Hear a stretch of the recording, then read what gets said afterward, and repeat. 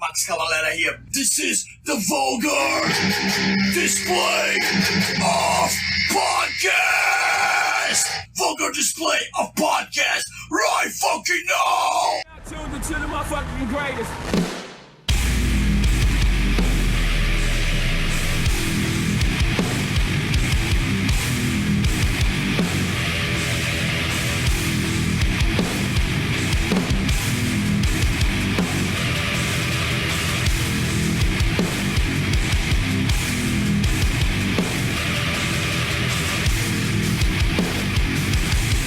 Tuned into the motherfucking greatest.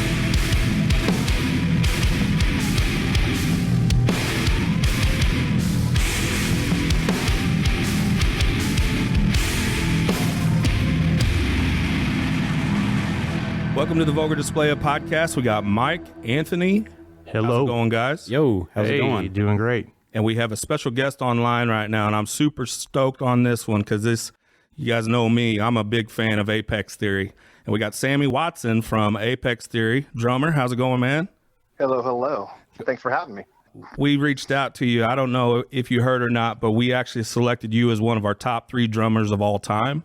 And when you were selected, I was like, we need to reach out to him to see if we could get him on. And you replied, and we really appreciate you joining us. Yeah, well, I'm honored, humbled to be in those words, some of your favorites. So thank you. Always fun to share. So Apex Theory is no longer, right? What current projects are you involved in?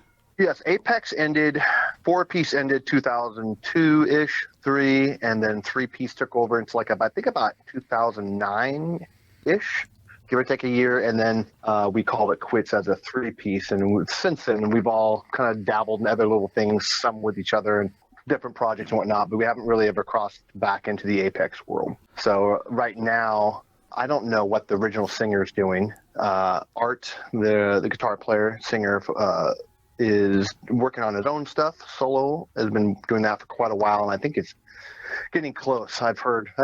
I've been listening to it for over a decade, so I'm excited for him to finally release it because it's got such a wonderful mind. It's got so much stuff to share. So that, I think, that's what's up with him. David, the bass player, has got another band that he's in. He's been doing it for a while. A new project that he's been starting to gear up, get on the road, and he's got a single on the radio. So it's cool. He's doing that. And awesome. Then I've been up in Washington since I moved in COVID, and I've been churning some ideas for 4, 5, 6 years, and I'm finally got them organized, and we'll be releasing hopefully something this summer. You were gracious enough to send that to us, and we've listened to it, and it's great stuff. And when you release that, we're going to promote the heck out of it so everybody gets that out there. Cool. Like I mentioned, you are one of our favorite drummers. You know, I think Apex Theory, we probably saw Apex Theory 3 or 4 times. Yeah, sure. Ozfest being one of them. And then you guys also played Warped Tour one year, right? Mm-hmm. Yeah. But I would say that my favorite time that I seen you guys, and I mentioned this on a previous podcast, was when you guys were the 3-piece with the Light Post EP. Okay.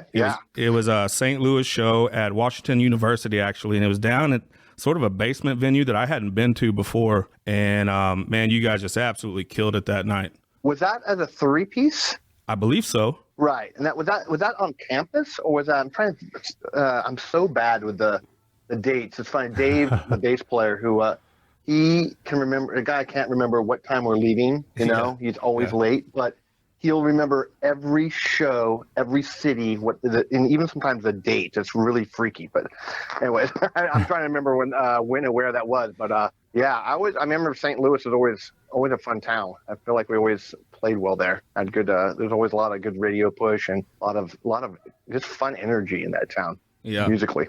I do want to talk about Light Post a little bit because I feel like that album got lost a little bit. Maybe because the singer departed and it was a different version of Apex Theory, but it's basically one song, right? But it's 15 minutes long, and that's the whole album. Yeah, it was basically, it kind of wrote itself, and I can get to that at some point, but it kind of was written, and then I'm not sure, we didn't actually release it, and then we went up and recorded up in Stockton, California, In That Sky Is Something Watching. And at that point, we also were like, hey, let's track that Light Post song. And I believe, I'm not sure the order if one of them came out first, but that's kind of where that came in the same time as when we did our first. I think the first release was In That Sky, but I could be wrong. Could be back. But we recorded at the same time, and however Dave kind of decided he wanted to release it, we went with. But yeah, so that was all recorded at the same time. It's like that was like the first batch of songs after we the 4-piece at the departure of Andy, the singer, and so that was like us, like a lot of the movements in Light Post are like named Audition in 5, because that Right. was like that was like the riff we would throw at people when because we auditioned probably like 150 or 60 people, and so we're like, okay, let's have some things that we know. We kind of know we're fooling around with this like part ideas, and just throw them at the vocalists when they come in. So that was written. A lot of those were just like audition ideas, and then I got asked to do a clinic and start teaching at the Musicians Institute in Hollywood. And so I was like, guys, they want me to do a clinic. I've never done one. I'm awful speaking, on stages, and like I'm just not. What am I going to talk about for 2 hours? I'm not really a drum soloist. Like, I'm not really into that. The joke is my songs, the whole thing's a solo. So anyways, the band agreed to come and do this clinic with me, Art and Dave. And so I was like, hey, let's put those ideas. And we kind of like, they always were kind of working their way into each other somehow as we were improvising and auditioning and jamming. And so, yeah, we kind of put it together for this clinic I had to do. And then it really came together once we started doing that. And yeah, it's how it came about though. So like there's a section there called White Russian. I don't even know if it's a section of one of the movements. And this is funny, all the stories behind it. It's good times. Yeah. And it was pieced together really well. Yeah. You know what? I mean, that batch of songs, the Faces album, well, even In That Sky, and even a lot of the Faces stuff that came to be were just ideas we just hadn't gotten to. But it was like, that was kind of like when we all came into, I think, who we were going to become a little bit more. I mean, that first record, I met the band in 99, and by 2000, their record deal thing was happening almost like a year and a half later. So it was like, wow. And so they had half the songs already written because they were trying out drummers before I joined, and Andy, the original singer, who was the original drummer from System of a Down, so he could drum real well. So there was a lot of already creative juice in that room, and so it was everything that came after Topsy Turvy was just like who we were becoming, and you mentioned Light Post is such a jam oriented thing because it's so long, and that's just kind of who we started finding our rhythm, and unfortunately is when we broke up, but we found the strength and just like the magic wand of jamming and understand, like, just build a jam for 2-3 hours straight, record it and go back and go, whoa, those are great moments, what can we do with that? And so yeah, a lot of those, the music you heard from there, what you saw in that basement, that was just kind of forged from now finally getting used to who we are and as artists and playing together for a few years, So when you came up in the top 3 drummers, you were the one that, for me, I was like, oh, of course, And so I've had the pleasure of revisiting some of your work, the last week, just kind of going through some drum tutorials and things like that. And I was really fascinated by the way you teach independent coordination with the double drummers. That's so, that's so original and genius. How in the world did you come up with that? It's funny. That came about the same way that most of my drumming parts do.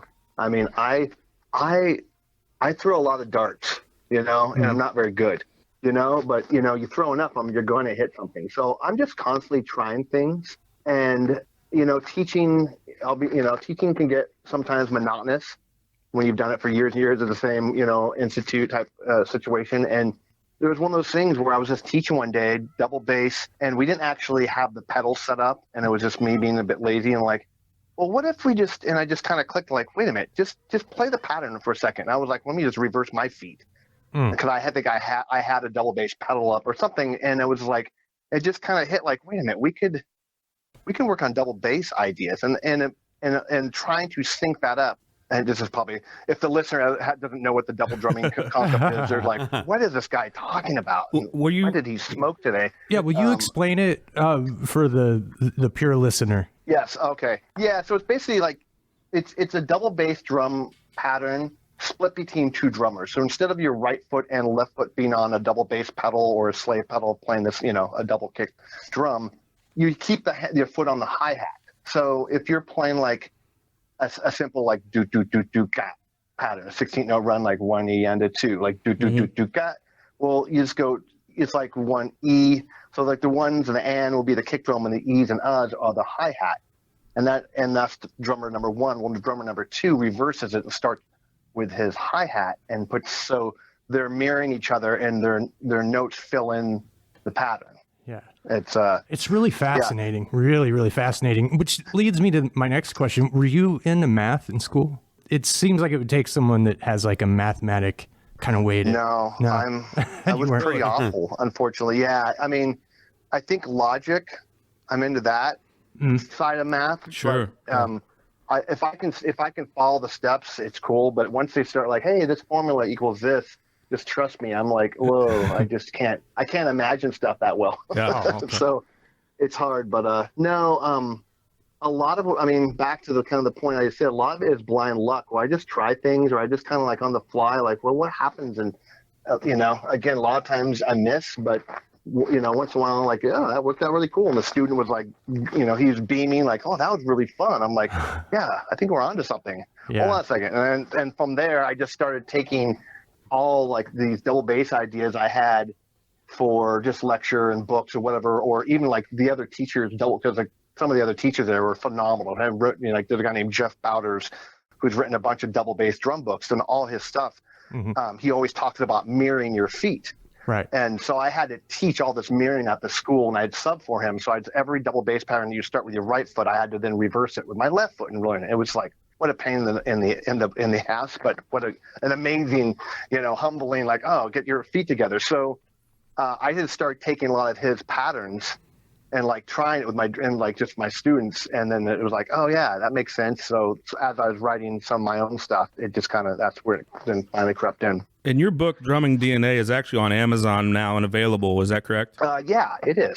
Drumming DNA. And this is some of the stuff that you talk about, what we're talking about with the double drumming. Some of that's actually in the book. Is that right? Yeah. Yep. There's some other topics in there that you talk about as well. Is it advanced or is it for the beginner as well? I would say it's more intermediate to advanced. The overall idea is taking basic rudiments and like stickings and just how to apply them to the drum set. So It's just basically trying to connect the dots and bridge the gaps between like technique and exercise and exploring and doodling, I call it, and just, making your own sounds and voices that way. Yeah, and you do a lot of, you've mentioned it a few times, but you do a lot of instructing and teaching as well. Do you prefer one over the other? Do you like to teach more? Do you like to play more? Or is it just sort of a... Wow, this could be a long answer. Well, I think at this point, all I do is teach. With such a pandemic hit, like I have not played with like, I think a real musical situation in 2 years.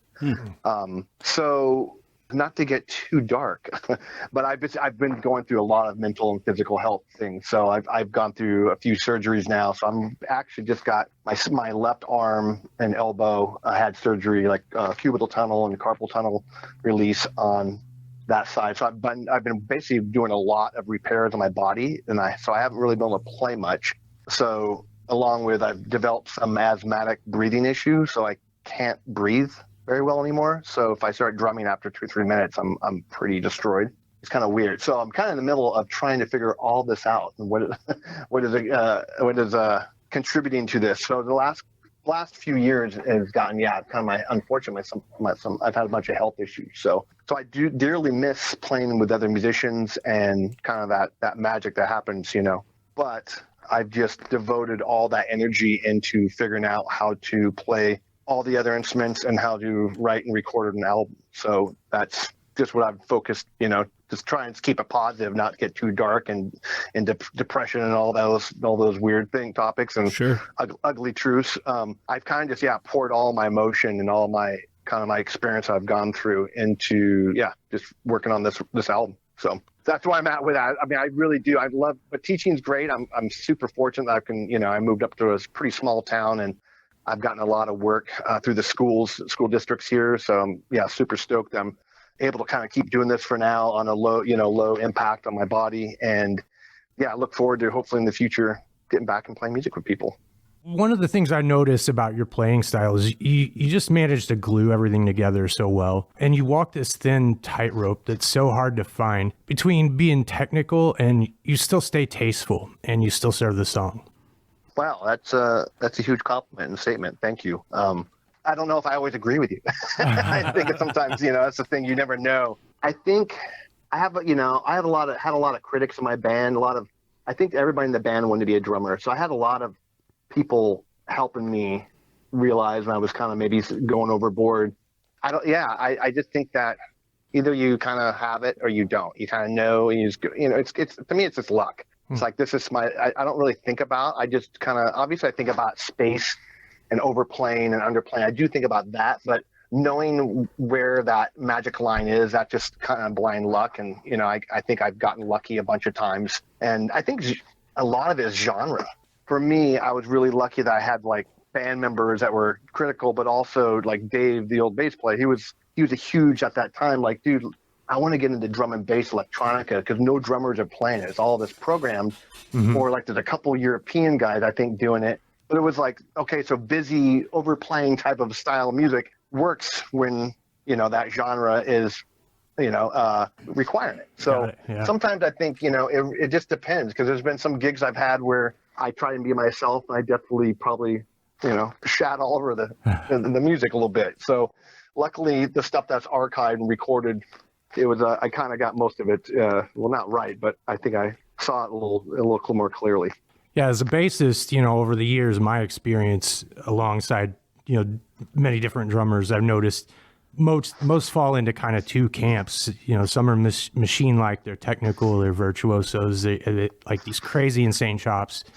And then the other side of things, which is this kind of raw heart and power, not saying that they don't have chops, of course. Like a more of a feel type drummer. Right. But something that kind of comes through that you can't really put your finger on. You just kind of feel it. There's just this heart that shines through, which has to be difficult for a drum. Once in a while you run across someone like you, Sammy, that can do both somehow. But when you auditioned for Apex Theory back in the day, what was that like? When you played with them for the first time, was it kind of like lightning in a bottle, or?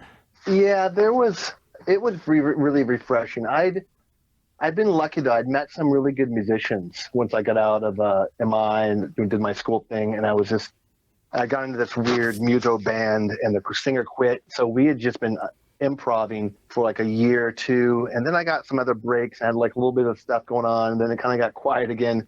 When I'd met them, I'd learned to improv and just listen to play a little bit. I'd been in some situations, and it definitely helped. So when we got together and played, a lot of people sometimes have a hard time just sitting down and jamming, especially if you're classically trained or if you're just not used to that exploration, type of mentality. So they'd done a lot of jamming in that world. So I think it just that coming from that background really helped. And then, we ran through some of the tunes, and it was pretty much the last song in Topsy Turvy is called In Books. Mm-hmm. Yeah. And there's a part of it because it's in 9. It's this Armenian rhythm. And at the end of it, I was like, hey, I'm just going to play like a 6/8 like waltz through it.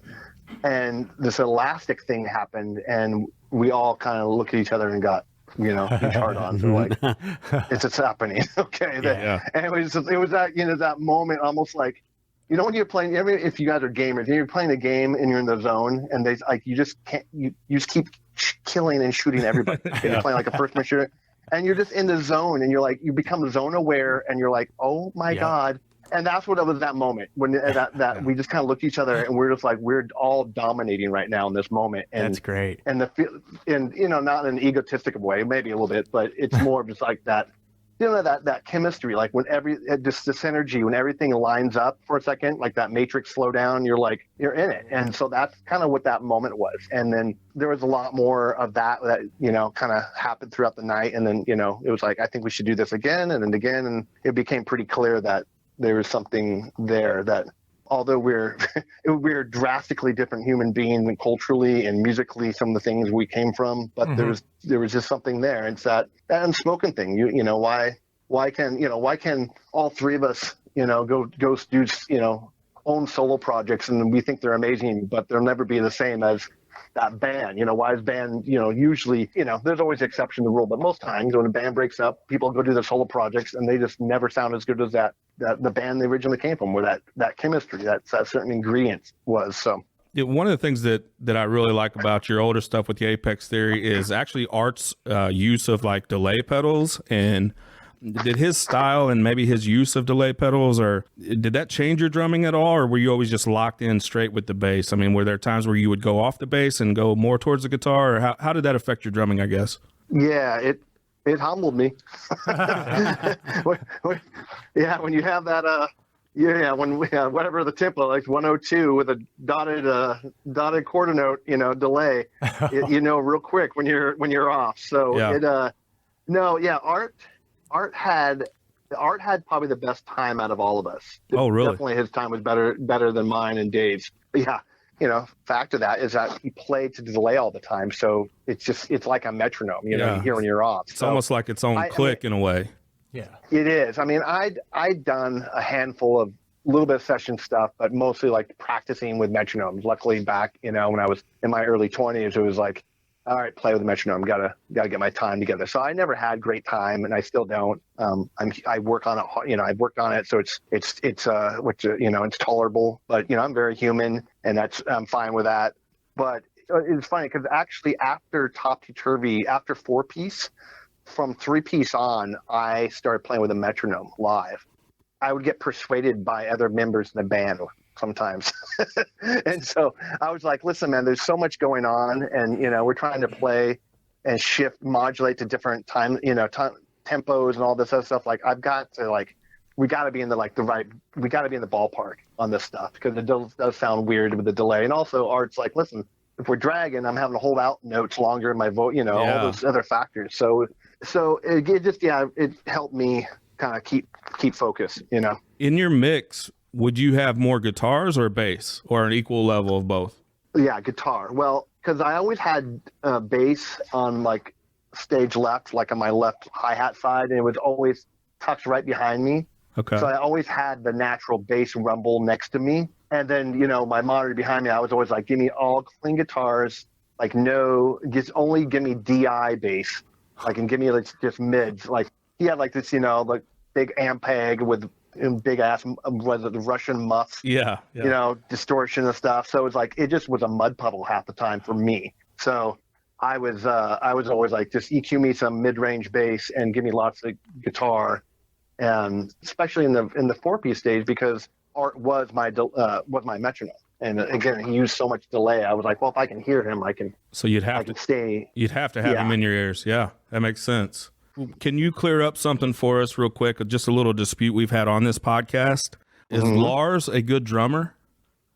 Is Lars a good drummer? I hate to put you on the spot, but you're going to be the deciding factor here. I think Lars is one of the most influential and creative metal drummers of all time. Yeah. Yes. Is that a good politician answer? You know what?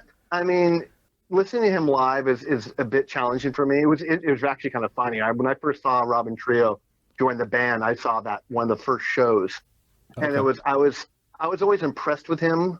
I mean, I knew him from like Suicide Tendencies, Grooves, like old school shit. Dude could play. Toured with him all summer when he was with Ozzy, and so we got the Metallica gig, and I was surprised how well he could play odd meter. Because I swear, man, because every song that's in 4/4, he was like in 7/8 for him, or 14/16 or whatever. He was dropping eighth notes to because every fill is rushed and comes out all over the place. So it was always a challenge for me in the later years listening to Metallica. Early though, like I saw them back in Justice for All, and like I never noticed. It didn't bother me as a kid. So he inspired the heck out of me. Came home and was in Justice for All every day, along with like Exit Stage Left, and put records on. That was my teachers back then. So I think he's a very good drummer, like especially when it comes to like creativity. maybe if Kurt would actually play with delay, it would have helped more. Maybe that was the problem. Not Lars' fault. It's Kurt. Dude, play with the delay, and it makes the drummer get his act together. Well, thanks for settling that for us. Great. Yeah. Well, I don't know if you got the answer you wanted. Settled. Listen to those early records. He was super creative, and this is phrasing like on Master of the Puppets, like Orion. Mm-hmm. Oh my God! Like the bass solo on that, and then the way drums come in, and just a lot of the turn. Like he'll turn the beat around all over the record, and it's just like there was some really creative, interesting drumming back then, and that magic, and those early records. So that's the Lars. That's the. I mean, I'm sorry. Anything after Injustice for All, I don't call it Metallica. Yeah. I just when they lost me at Black album, they did. So I picked Lars as one of my favorite drummers, and it was from that era too. It's not been the most popular answer in the world, so that's kind of I'm getting some grief usually from that answer. But coming from the non-musician here, I do have some questions on your past touring experiences. You mentioned before, you've done the Ozfest, you've done the Warped Tours. I think I read that you've done Horde Tour as well. What are some of your favorite memories and experiences you've had on the road with some of these bands or your self-performings, anything that sticks out? Oh man, the Horde Festival was fun because I was like 21 or 2, and it was like my first real gig, and I went from a coffee shop slinging espresso to like 3 days later, like headlining the second stage and literally between like Lenny Kravitz and Dave Matthews every night. Yeah. Wow. No pressure. I was used to playing in front of like 8 people with my prog muso act I did in Hollywood, playing at some club when nobody shows up to there's 40,000 people in front of you. So was that pretty eye opening, from the get go? I definitely suffered my whole. I have stage fright. Like I'm just not that person who feels real confident in front of up with a microphone or even like I said on stage. So it's thankfully I have drums and cymbals around me. But that was just a fun, eye opening. Like getting to sit, go check out like Carter Buford every night and Medeski and Martin Wood are on that tour. And there's just there's so many good musicians. Dude, I got to jam with Taj Mahal multiple times, and so that was really cool at such a young age to kind of get that break and have it in that type of like. I'm really fortunate that I kind of had some other things happen musically to help shape me and to just give me some different spices to churn and marinate and to learn to bring into my own soul. So I was around a lot of really killer different type of musicians and especially drumming. So that was what was super cool about that tour. But as for like Apex, that world, I think they all were, I'll say right now I had so much fun with like Alien Ant Farm. Those fuckers are crazy. Yeah. I've heard. Dude.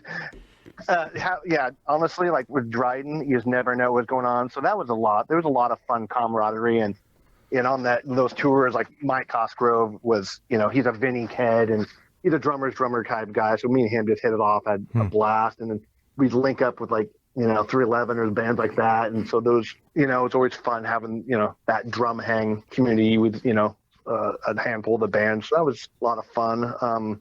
They all kind of just blend together. We had some fun runs. We went to, going to Europe was pretty fun, getting to play like Glasgow and different places like that was really rewarding. Was there, if you had to pick one sort of tour along the road touring, one sort of is this real life like moment where you looked around and you thought like, I cannot believe this is actually happening?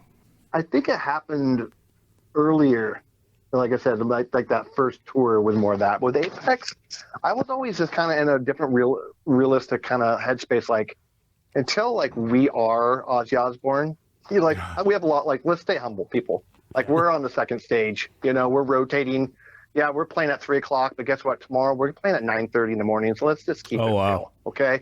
Because you rotate around. But so as much as I had that, I was always like, man, we have a long ways to go. We should be super grateful. And just like stay in the moment, people. And that was, that's part of that's another podcast day, but that's a lot of the frustration I went through watching the band kind of fall apart and shoot themselves in the foot. And when you're like, man, you not see like how much opportunity we have here and like how far we have to like, let's come on guys type of, rah mentality. And so I don't know if I had any of those ha moments like, oh my God. I think probably the one time it felt kind of weird, like rock star, like where for a moment I felt it was like, we're leaving. I think there was a Carson Daly show in New York in a limo. And we're hanging out the windows and the girls were chasing us down the street. I'm like, what? I'm like, did they even? I mean, it was so funny. It was a very surreal moment because we weren't that type of band. We had a bunch of girls chasing us. But that was like, I see a lot of people on YouTube doing drum covers of some of your stuff. Do you ever check them out? Do you ever critique them, or is it just kind of neat that somebody would even post that? Yeah, it's always it's always an honor when somebody is inspired by anything you've done. That's kind of why I even, when I saw you guys reach out, that's why I was like, oh, cool. Like, I just feel like, I don't know, appreciative that people like somehow moved and want to, talk about it, want to listen to it, want to be inspired. And in that case, to try and relive it and emulate it and, whatever, and artistically do their thing to it. I think it's great. I've only seen a few of them. And I commented on some of them. Like one of them, I think is actually one of my old students. I was waiting for Maytal to try and do one. Whatever his name, like the girl, she's a YouTube drummer who she covers everybody. She used to actually be next to me in our old walkout. She's great. Yeah, she is. I was waiting for some of the name players to do try and do one of those versions. I did see on your Facebook a couple different things. One, you guys got bumped. You guys were playing maybe the Whiskey or something, and one night you got bumped by a Perfect Circle or something like that. When you say bump, mean you like lost our spot, or do you mean like? Yeah, I just think of the comedy world where somebody like Chris Rock will show up at a small club, but it sounds like they maybe got added to your show later. Yeah, it was one of those. One of those nights we're playing, and it was like, hey, do you mind if Maynard's new side project jumps on? They want to do a couple warm up shows before they go on to like whatever they're it was probably like Leno or whatever it was.